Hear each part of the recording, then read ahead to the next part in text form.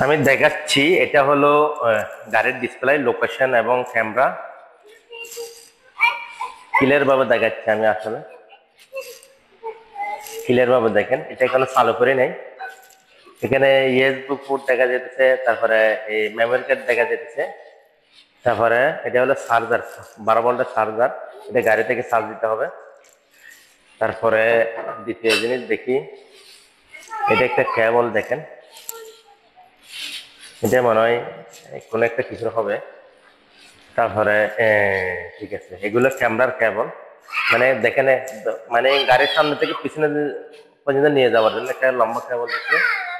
তারপরে আরেকটা পিন দিচ্ছে যেন চার্জারের জন্য আমরা ইয়ে করতে পারি, মানে চার্জারের জন্য যেন জয়েন দিয়ে চার্জার লম্বা করতে পারি।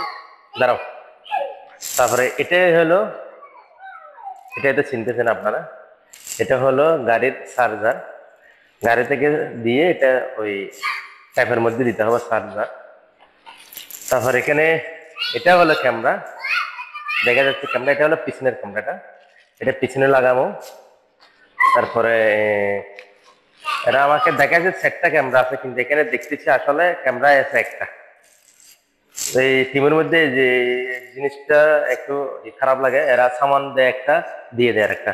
এটা হলো স্ট্যান্ড, মানে এটা দাঁড় করার জন্য, ট্যাপটা দাঁড় করার জন্য এটা একটা স্ট্যান্ড। তারপরে এখানে তো আর কোনো কিছু দেখতেছি না, মোটামুটি এগুলোই